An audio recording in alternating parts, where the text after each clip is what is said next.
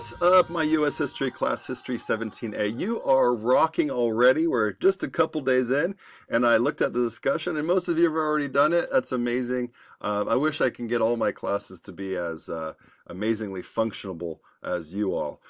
So right on. This is going to be a fun 5 weeks. This video I wanted to do was to show you Canvas, but you're already getting it. For the few of you that maybe this is your first online class, for the few of you that maybe some of the things are a little confusing, I just want to make sure things are clear. So this little video is for that reason. First off, I wanted to say we are getting rid of the syllabus quiz. I'm not a fan of busy work. I think you're all working people. You have a lot of busy lives, and I don't want to give you unnecessary work. Everything we do in this class is pragmatic. It has a reason, and I didn't think the syllabus quiz is necessary. If you read it, if there's any questions at all, just email me. We could chat about it one-on-one. But yeah, no quiz for that. So the first quiz you're going to have is the first reading quiz due Monday. But I'm going to post it no later than tomorrow, which is Friday, to give you a good weekend.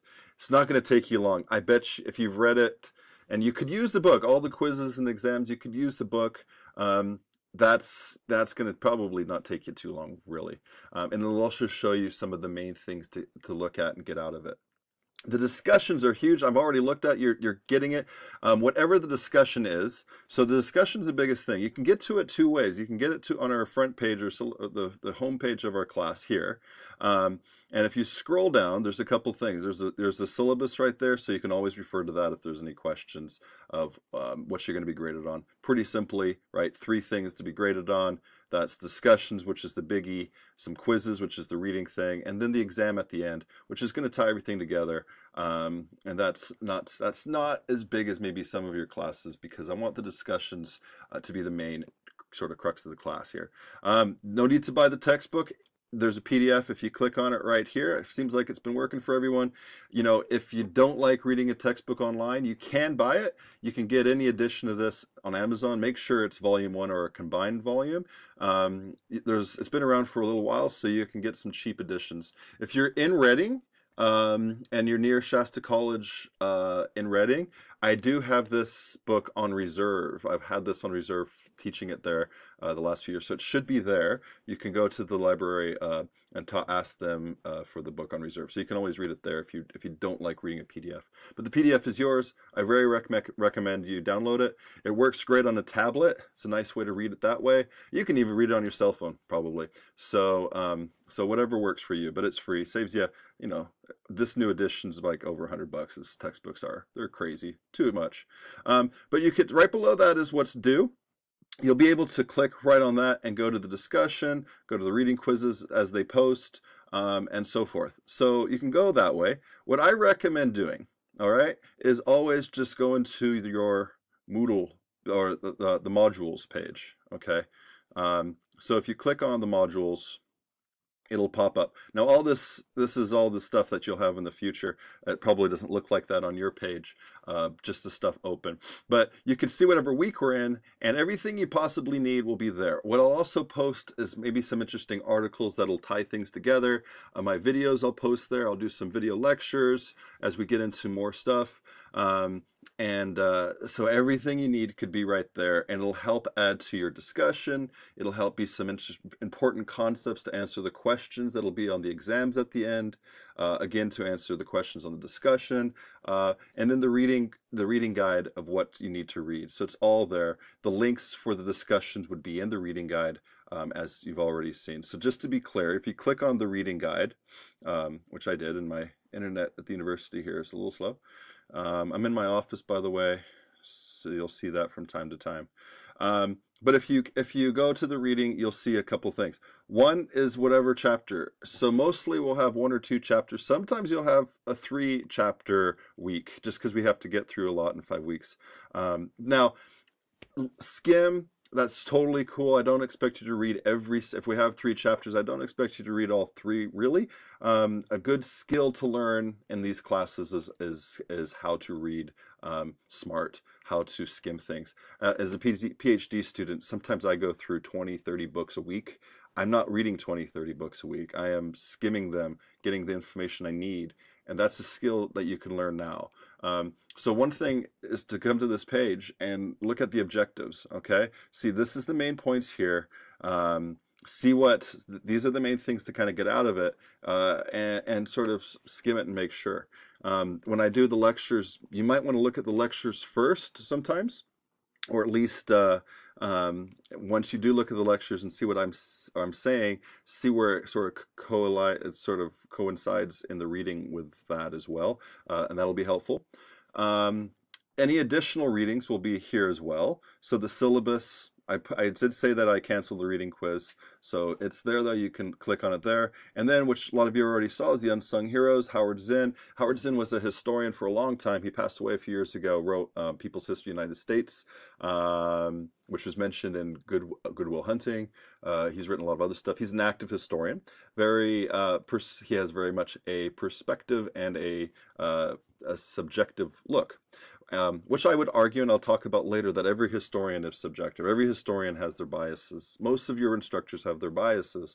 And I challenge you to challenge them. That's totally cool. That's exactly what education's about. You don't have to agree with what they say. You don't have to agree with what I say. You certainly don't have to agree with what people in your discussions say. This is where we have a discussion. That's the point of it. So, and learn how to back it up with historical background. Right? If you have all these millions of facts in the air, you could use those to graph an argument, and people do it all the time. People do it on the news, people do it in movies, people do it all around you, and you got to be able to see that, and you got to be able to actively engage in that. So that's what we're doing. Unsung Heroes, you're already doing it. So because he has a perspective of what he thinks history is. I think we can all agree that there are unsung heroes both in our lives, and there are people that have tragically not been talked about in the history book pages, right? So, you know, whatever your background worldview is, we can all agree on that. Who those people are, that's up to you. And that is up to the historian, and that is up to, you know, whatever the subject matter is. The beauty of it is we're in a position that we can illuminate the voices that have been silenced. So that's what we get to do. That's what I aim to do in the 5 weeks. Condensing 19 weeks down to 5 have to be kind of thematic. And I think, well, a lot of you have a history background. A lot of you might know U.S. history in a little bit, some cases. You might hear about the Founding Fathers and all this stuff. But there's a lot of situations in history that those have been the main focus, and a lot of other important people and events and situations have been eclipsed by these big men, and normally they are men, controlling history. So we're going to see it from a bit of a different perspective as much as we can. But if you have questions, we're going through things fast, and really for a historian like myself, it kills me a little bit inside to be able to have to go through things so quickly and not spend a lot of time to really get into it. But this is, if you think about it, I'm a foodie, I love food. Think of this as a food festival, right? We're not going and having a huge meal. If you think of all these sort of aspects of this class as we can spend a whole meal on it. You can have a whole class just on, you know, this week being pre-Columbus, right? And I've taught whole classes on pre-Columbus United States or America, way before even the idea of the United States, right? Way before encounters. But we're not having a whole meal. We're having a food festival taster. So we're tasting little bits here and there, and you can see for yourself what you might want to dive in later on. If there is something that really interests you, you can email me, and I'd be happy to share some books or different things to look at about that topic. Or maybe you're like, you know what, there's something in here we didn't get to discuss. Let me know. We could do it one-on-one, or I could definitely reconsider next time teaching this to make sure we add it in. So, you know, it's always a lively, interactive, and always changing class. So Unsung Heroes, I'm excited to hear what you have to say about that. Now, all that goes on to your discussions, and if you go to your discussions page, I don't like slow internet. Okay. If you go onto your discussions page, awesome. You don't have all these, you don't see all these. You will eventually, but don't be overwhelmed. Look at that. Everyone's doing some awesome stuff. I can see it. I'll be able to go to each of your discussions. I'm going to make sure that everyone's in a discussion group. You won't see a discussion until you post, okay? So you won't, it'll be blank. You'll think that no one's posted anything until you post it, and then you'll see that other people have posted, okay? So then you'll see who's in your group. If you post something and you're like, wow, there still isn't anyone in my group, let me know. I want to make sure that you are not just communicating by yourself. It doesn't look like you are, but just to make sure that is all going smoothly. If you feel this is a very important thing to me, that you all feel comfortable discussing your views and doing so in a respectful way. There's a lot of stuff going on in the world right now. There's a lot of stuff going on in the United States, and this might become a heated subject here with all that. But this is a safe place for that. This is a place for us to engage intellectually using the past to talk about it, right? Statues being torn down, situation and riots for whatever reasons, and history is right in the center stage now. And so how we discuss that is very important.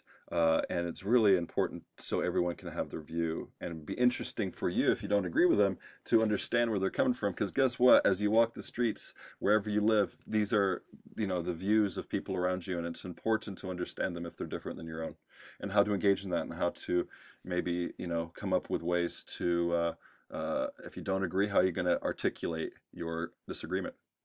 So every discussion, whatever the questions are, this one there was two, looking at the introductions of yourself and the unsung hero.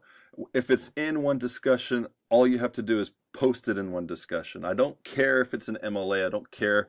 Normally in history we use what's called CMS, Chicago Manual Style.